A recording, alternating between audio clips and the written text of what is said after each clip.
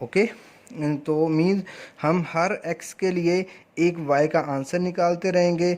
Small x सारे कहाँ से लेंगे, इस सेट से लेंगे कैपिटल X से, और जो आंसर आएंगे स्मॉल y वो सारे कहाँ पे होंगे, कैपिटल Y वाले सेट में होंगे। Okay, this set x is called domain of x। ये जो सेट होगा ये कहलाएगा domain, domain of function. Okay, कि इस फंक्शन की डोमेन क्या है, इस फंक्शन की जिसे हम डिफाइन कर रहे हैं, ये x वाला सेट। ठीक है, मीन्स डोमेन होता क्या है कि हम क्या क्या चीज़ें पुट कर सकते हैं जिससे आंसर आएंगे, और रेंज क्या होता है कि क्या क्या आंसर आएंगे। तो this set of correspondence element y in y is called range of f। Means range क्या होगा कि ये y, ये जो आंसर आएंगे जो इस y सेट में होंगे वो सारी उसकी रेंज होगी। ओके, तो डोमेन क्या होंगे कि ये x की वैल्यू जो हम पुट कर सकते हैं जिससे कोई बहुत सारे आंसर आते रहेंगे, और रेंज क्या होगी, जो जो आंसर आएंगे वो सारे इस सेट में आ जाएंगे कैपिटल Y में, क्योंकि वो सारे आंसर स्मॉल y होंगे, तो वो उसकी रेंज बन गई। ये आगे एक छोटा सा कंप्यूटर ऐसे स्केच बनाया इसका। जिस तरह एक इनपुट और आउटपुट होता है बिल्कुल सिमिलर उसी तरह इनपुट x होती है, फंक्शन f है, ये कंप्यूटिंग मशीन है, यहाँ पे फंक्शन ऑपरेट करता है। जिस तरह आपने ऊपर देखा था फंक्शन क्या था, एक्स स्केयर, तो मीन यहाँ पे ऑपरेशन क्या है, स्केयर लिया जाएगा जो भी x होगा, तो बिल्कुल सिमिलर उसी तरह ऑपरेशन यहाँ पे लगेंगे सारे। उसके बाद जो आउटपुट आएगी वो कहलाएगी f ऑफ x। तो f ऑफ x को हम इस तरह से भी राइट करते हैं, y equal to f of x। Okay, तो इसको y का नाम दे देते हैं। ये y वही है जो हमारी रेंज में आना है। ओके, तो x क्या है, इंडिपेंडेंट वेरिएबल ऑफ f है, और y क्या है, is a dependent variable of f। Mean x independent है, जिस तरह मैं सिंपल यहाँ पे एक लिखता हूँ y equal to x cube. Okay, तो अब y इंडिपेंडेंट वेरिएबल नहीं है, x इंडिपेंडेंट वेरिएबल। कैसे, मीन x की वैल्यूज हम पुट करेंगे, जो आंसर आएंगे वो y पे जाएंगे। तो x इंडिपेंडेंट हो गया, कोई भी x की वैल्यू पुट कर ली जाएगी, और y की वैल्यू डिपेंड कर रही है x पे। जो x की वैल्यू पुट करेंगे उसी के हिसाब से y की वैल्यू आएगी। तो x की वैल्यू इंडिपेंडेंट है, किसी पे डिपेंड नहीं कर रही, मगर y की वैल्यू x पे डिपेंड कर रही है, क्योंकि x पुट करने से y का आंसर आएगा। तो इसलिए x इंडिपेंडेंट हो गया और y डिपेंडेंट हो गया, डिपेंड कर रहा है फंक्शन पे, x पे। Okay, type of a function. अब टाइप्स देखते हैं, फंक्शन की बहुत सी टाइप्स हैं, हम यहाँ पे सारी उम्मीद है डिस्कस कर लेंगे। तो अलजेब्रिक फंक्शन, अलजेब्रिक फंक्शन क्या होते हैं, algebraic function are those function which are defined by algebraic expression. Algebraic expression 3x+5 x+1 something like that. इस तरह के जितने भी एक्सप्रेशन होते हैं उन सारे एक्सप्रेशन से जो फंक्शन डिफाइन किया जाता है वो अलजेब्रिक फंक्शन होता है। अलजेब्रिक फंक्शन की आगे सब टाइप्स हैं, वो यहाँ पे डिस्कस कर लेते हैं। पहली इसकी सब टाइप है पोलिनोमियल फंक्शन। पोलिनोमियल फंक्शन क्या होता है, फंक्शन पीस को पी से डिनोट करते हैं ऑफ अ फॉर्म। इस फॉर्म का जो फंक्शन होगा means a1x⁻n+a2x, sorry an-1x⁻n-1 an-2x n-2, इस तरह पावर कम होती जाएगी। यहाँ पे पावर कम हो रही है और यहाँ पे इसके नीचे कोफिशिएंट कम हो रहे हैं, तो at the end a1x1 a0x⁻0। तो इस तरह की जो टर्म होगी वो एक पोलिनोमियल कहलाती है। ये आगे मैं फर्दर एक्सप्लेन भी थोड़ा सा कर देता हूँ। अच्छा, हर for all x where the coefficient, ये जो सारे कोफिशिएंट हैं ये रियल नंबर होंगे, रियल नंबर में से होंगे ये सारे कोफिशिएंट, a1 a2 a3 जितने भी आएंगे। और जो पावर्स होंगी एक्स के, एक्सपोनेंट्स, वो सारे क्या हैं, नॉन नेगेटिव इंटीजर्स। ओके, ये सारी पावर नेगेटिव नहीं होंगी, नॉन नेगेटिव इंटीजर्स आएंगी। तो ये एक पोलिनोमियल होती है। इसकी एक एग्जांपल देख लेते हैं। पोलिनोमियल की एग्जांपल किस तरह से होती है, 2x⁴, ये कोई भी मैंने एक एग्जांपल लिखी है तो आप यहाँ देख सकते हैं। ये सारे a1 a2 a3 a4 ये सारे के सारे क्या हैं, कांस्टेंट्स हैं, और इनमें पावर कोई भी नेगेटिव नहीं है, तो ये एक पोलिनोमियल है। आगे देखते हैं लीनियर फंक्शन। लीनियर फंक्शन क्या होता है, if the degree of a polynomial function is 1।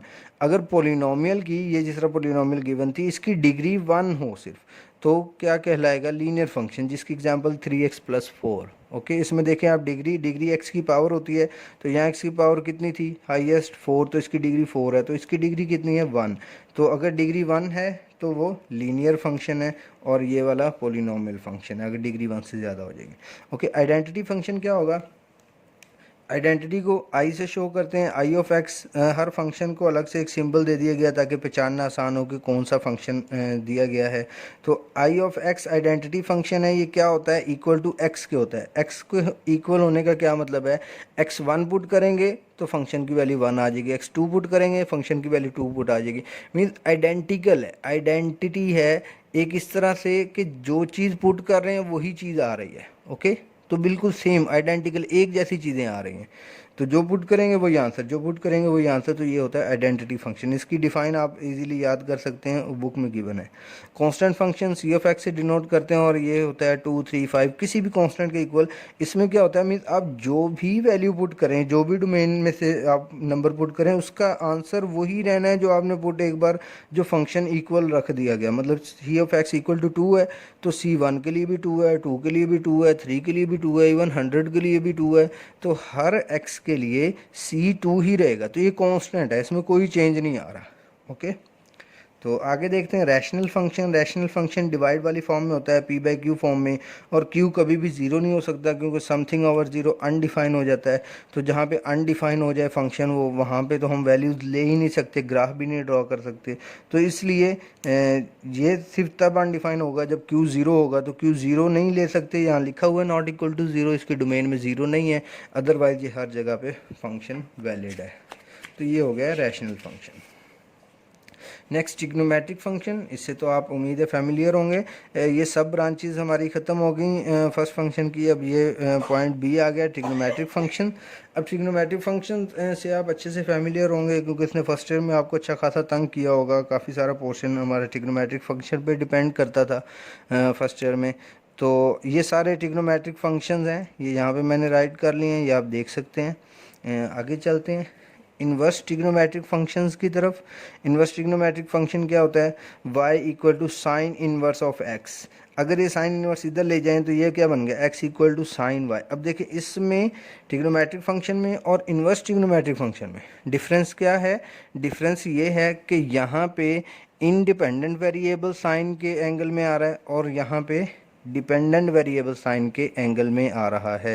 तो ये डिफरेंस है, मीन जो उसकी कर्व है वो इन्वर्स हो गई है, उलट हो गई। अब यहाँ पे y इक्वल टू समथिंग था, यहाँ x इक्वल टू समथिंग है। ओके, तो ये थोड़ा सा डिफरेंस आता है। तो इसको हम इस तरह से अगर डोनेट कर लें तो इससे आप इजीली फैमिलियर होंगे। ये टर्म आपने इस तरह से लिखी हुई पहले भी देखी होंगी। ओके, तो ये इन्वर्स फंक्शन होता है सिंपल।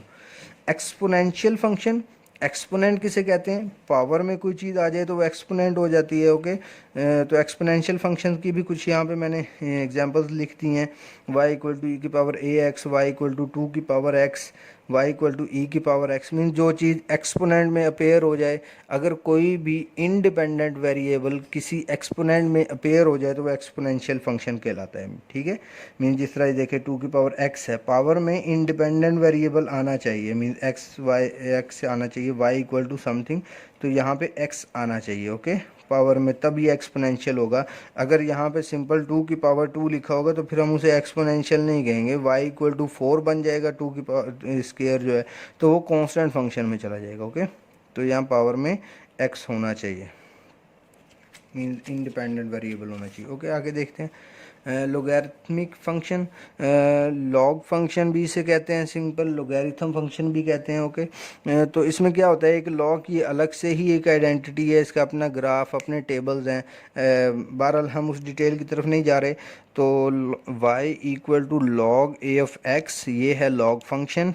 a ग्रेटर दैन 0 होता है और इसमें दो टर्म्स आपको बताने वाली, अगर a 10 हो जाए तो ये कॉमन लोगैरिथम ऑफ x बन जाता है, और अगर a इक्वल टू e के इक्वल हो जाए, mean a equal to e हो जाए, ये वाला a जो बेस में आता है लॉग की, तो ये नेचुरल लोगैरिथम ऑफ x बन जाता है, जिसे आप नेचुरल लॉग भी कहते हैं, ln ऑफ x भी लिखते हैं, ln से डिनोट करते हैं उसे। ठीक है, तो वो लोगैरिथम फंक्शन किस तरह बनता है, जो हम नेचुरल लॉग वाला यूज़ करते हैं जब a e के इक्वल हो जाता है। तो ये भी हल्का सा रिमाइंड कर लीजिएगा।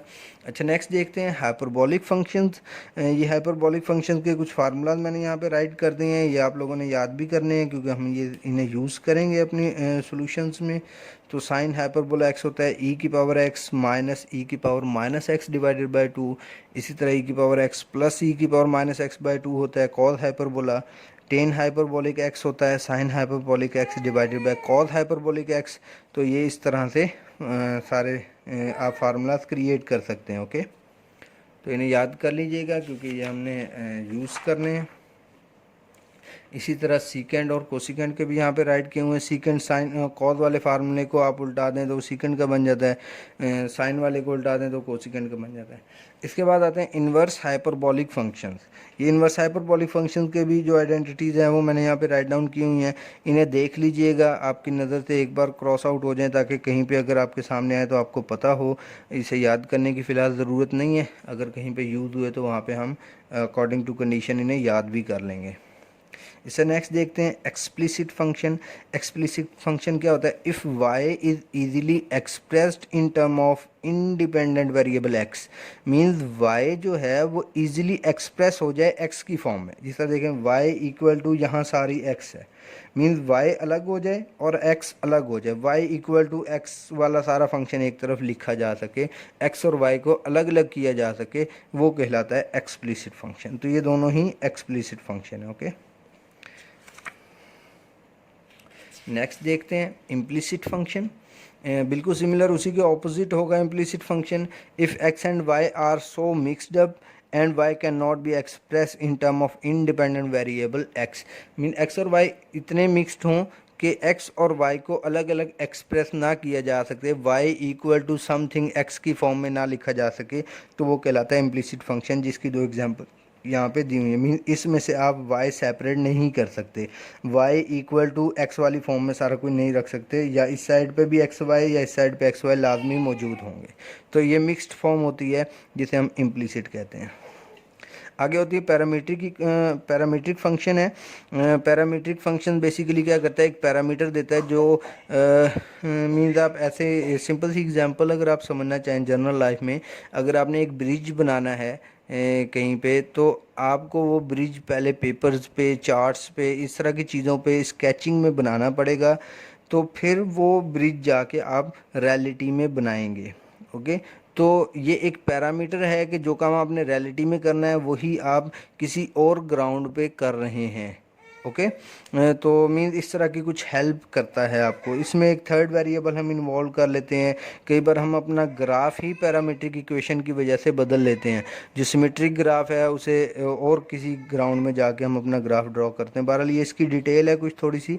तो x equal to a t square, इसमें एक थर्ड वेरिएबल इन्वॉल्व हो जाता है, थर्ड फंक्शन, एंगल, कोई भी टर्म इन्वॉल्व है। जिस तरह यहाँ पे एंगल इन्वॉल्व है और यहाँ पे वेरिएबल इन्वॉल्व है थर्ड। ओके, इसके बाद नेक्स्ट देखते हैं। नेक्स्ट है इवन फंक्शन। इवन फंक्शन क्या होता है? F of minus x equal to f of x. क्या मतलब कि फंक्शन में जहाँ जहाँ एक्स था वहाँ वहाँ हम माइनस एक्स पुट कर दें और एट द एंड जो आंसर आए उसमें पूरे का पूरा फंक्शन है वो नेगेटिव ख़त्म हो जाए, एब्जॉर्ब हो जाए, तो यहाँ बार पॉजिटिव आना चाहिए, तो ये कहलाएगा इवन फंक्शन। ओके, जिसकी example f of x equal to x square, f of x equal to cos x, तो ये दोनों इवन फंक्शन है। यहाँ पे माइनस पुट करेंगे तो कॉस भी नेगेटिव एब्जॉर्ब कर लेंगे, एक्स स्क्वायर भी। इसी तरह ऑड फंक्शन होता है। नेक्स्ट मैं आपको बता देता हूँ ऑड फंक्शन क्या होता है। लेक्चर 1 है, sheet number 9। Odd function, odd function में जब आप एफ ऑफ माइनस एक्स करते हैं तो बाहर एक माइनस अपीयर हो जाता है और आगे फंक्शन बन जाता है, जिसकी एग्जांपल है f of x equal to sine x, f of x equal to x cube. Okay, जब यहाँ पे नेगेटिव पुट करेंगे साइन भी बाहर निकाल देगा तो ये फंक्शन ऑड हो गया। यहाँ पे क्यूब भी नेगेटिव एब्जॉर्ब नहीं करेगा, ख़त्म नहीं करेगा, तो फंक्शन ऑड हो गया। कुछ फंक्शन ऐसे होते हैं जिसमें ये फंक्शन दोबारा अपीयर ही नहीं होता या नॉट इक्वल आ जाता है, तो वो ना ऑड फंक्शन है ना इवन फंक्शन है। ओके, तो अब हम कुछ क्वेश्चन एक्सरसाइज 1.1 के भी यहाँ पे कर लेते हैं थोड़े से, बाकी इंशाल्लाह नेक्स्ट लेक्चर में करेंगे। तो देखते हैं 1.1 में क्वेश्चन नंबर 1 है। 1 का बी पार्ट करने लगे। फंक्शन दिया हुआ है f of x equal to x plus 4। ये जितने फंक्शन आपने पीछे पढ़े हैं इन्हें याद कर लीजिएगा, इनमें से डेफिनेशंस भी आ जाती हैं। ओके, तो देखते हैं इसका 1 पॉइंट में क्या कह रहा है। कह रहा है find f of -2 okay, function ये दिया है, वो कह रहा है f of minus two find करें। तो ये बिल्कुल इजी है। एफ ऑफ माइनस टू का मतलब इस फंक्शन में जहाँ जहाँ एक्स है वहाँ वहाँ, देखिए यहाँ पे माइनस टू आ गया एक्स की जगह पे, तो यहाँ पे जहाँ जहाँ एक्स है वहाँ वहाँ माइनस टू पुट कर देना है। तो ये आ गया एक्स की जगह पे माइनस टू प्लस फोर। तो अब ये minus two plus four two होता है, टू का अंडर रूट, ये आंसर आ गया। इसी का पॉइंट टू है, वो कह रहा है फाइंड एफ ऑफ ज़ीरो। तो एफ ऑफ ज़ीरो फाइंड करना है, तो जहाँ जहाँ एक्स है वहाँ वहाँ ज़ीरो पुट कर देते हैं। Zero plus four, four square root, ये टू होता है। इसी तरह थर्ड वाला देखते हैं। थर्ड वाले में कह रहे हैं find f of x minus one. Okay, तो f of x minus one है, इट्स वेरी सिंपल। जहाँ पे एक्स है वहाँ पे आपने क्या पुट करना है, x minus one plus four, वैसे ही है। तो क्या बन गया, एक्स प्लस थ्री। ये बिल्कुल सिंपल है, आपने बिल्कुल इन पे ज़्यादा स्ट्रगल नहीं करनी, सिर्फ एक बार प्रैक्टिस अच्छे से कर लीजिएगा तो ये आप इजीली समझ जाएंगे सारे क्वेश्चन। ओके, नेक्स्ट देखते हैं chapter number 1 1.1 exercise. Okay, next में कह रहा है find f of x square plus four. Okay, तो x square plus four put करना है जहाँ पे एक्स है।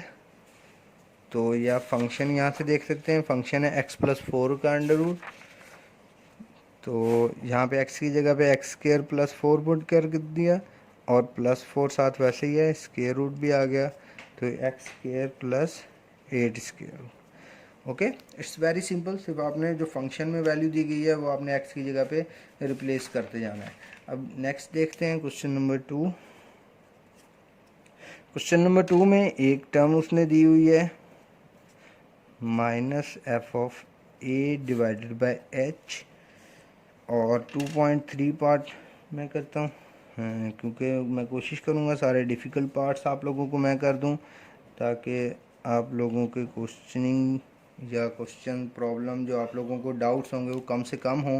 क्योंकि जिन क्वेश्चन में बच्चों को डाउट होता है वो हमें पता होता है, तो मैं कोशिश करूँगा कि मैं वही क्वेश्चन सॉल्व करूँ। Okay, F of a plus H, सबसे पहले हमने इस टर्म को कंप्लीट करना है। एफ ऑफ ए फाइंड करना है, f of a plus H find करना है, यहाँ पुट करना है, इस टर्म को सॉल्व करना है, और इसको सॉल्व करने के बाद जो आंसर आएगा वो हमने बताना है। ओके, तो f of a plus H निकाल लेते हैं। ए प्लस एच, जहाँ जहाँ एक्स है वहाँ वहाँ ए प्लस एच पुट कर लेते हैं, स्क्वायर माइनस वन, इनके फार्मूलाज ओपन कर लेते हैं। तो a cube plus b cube, b का मतलब एच क्यूब है। Okay, plus three a square h plus three a h square plus, यहाँ पे अब इसका फार्मूला ओपन करेंगे, साथ में टू भी मल्टीप्लाई कर दूंगा, a square b square plus two a b, तो यहाँ पे फोर ए एच हो जाएगा, और साथ में माइनस वन भी है। ओके, तो मैंने यहाँ पे बिल्कुल सिंपल क्यूब का फार्मूला और स्क्वायर का फार्मूला ओपन कर दिया। उम्मीद है ये फार्मूलाज आप लोगों को याद होंगे। तो ओके, नेक्स्ट देखते हैं। अब एफ ऑफ ए फाइंड कर लेते हैं, ये वाली टर्म। तो यहाँ पे बनेगा ए cube plus two a square minus one, इस टर्म में मैंने ए पुट कर दिया। ओके, तो अब यहाँ पे ये वैल्यूज़ पुट कर देते हैं। तो f of a plus h की value a cube plus h cube plus three a square h plus three a h square, मैं ये वाली टर्म राइट कर रहा हूँ, two a square two h square plus four a h minus one. आगे है minus f of ए, तो यहाँ पे माइनस मल्टीप्लाई हो जाएगा, माइनस ए क्यूब बन जाएगा, माइनस टू ए स्क्वायर बन जाएगा, और प्लस वन बन जाएगा, और डिवाइड में क्या है, एच। ओके, तो अब देखते हैं, ए क्यूब कैंसिल हो गया, वन कैंसिल हो गया, और यहाँ से टू ए स्क्वायर भी कैंसिल हो गया। बाकी जो टर्म बचेगी उसमें से एच कॉमन निकाल लेते हैं। ये आप यहाँ पे देख सकते हैं, एफ, यहाँ पे तो वो ये पूरे का पूरा फंक्शन है, इतना बड़ा राइट करने की ज़रूरत नहीं है। इस जगह पे आप एक बार ये वाली टर्म राइट कर दीजिएगा। तो अब देखते हैं, यहाँ पे ये वाली टर्म एच कॉमन निकाल लेते हैं। तो एच कॉमन निकालने के बाद जो टर्म बचेगी वो है h square plus three a square 3AH plus 2H plus 4A और डिवाइड में क्या है H, H से H कैंसिल हो गया तो f of A plus H minus f of A divided by H, ये टर्म किसके इक्वल आ गई H square 3A square plus 3AH plus 2H plus 4A। तो ये हमारा सोल्यूशन हो गया। ओके, एक छोटा सा क्वेश्चन मैं और आप लोगों को कर देता हूँ। 2.4 है क्वेश्चन। एफ ऑफ एक्स है कॉज एक्स, आपने बिल्कुल सिमिलर उसी तरह f of a plus h minus f of a निकालना है। तो यहाँ पे पुट कर देते हैं, ये हो जाएगा cause A plus h minus cos A divided by H. यहाँ ऊपर एक फार्मूला लग रहा है जो आपने फर्स्ट ईयर में पढ़ा हुआ है, -2 sine a plus h minus plus a divided by 2। ये पी क्यू फॉर्म में था वहाँ पे formula, cos p minus cos q वाला एडिशन टू मल्टीप्लिकेशन वाला फार्मूला है। तो sine a plus h minus a divided by 2। Okay, cos p minus cos q का फार्मूला था -2 sine p plus q by 2 sine p minus q by 2। तो मैंने वो put कर दिया, 1 बाई ये 2 मल्टीप्लाई हो जाएगा -2 by h sine 2a plus h by 2 और साइन यहाँ पे a से a कैंसिल हो गया h बाई 2। तो यही हमारा रिक्वायर्ड आंसर हो जाएगा। ओके, तो आप लोग इन क्वेश्चंस को एक बार बाय हैंड करके देख लीजिएगा ताकि आप लोगों को कोई इश्यूज़ ना हो। अगर कोई इशू होता है तो आप वो मुझसे मेरे कॉन्टैक्ट नंबर पे भी पूछ सकते हैं, कमेंट बॉक्स में भी पूछ सकते हैं। अपना ख्याल रखिएगा, दुआ में याद रखिएगा बच्चों। अल्लाह हाफिज़।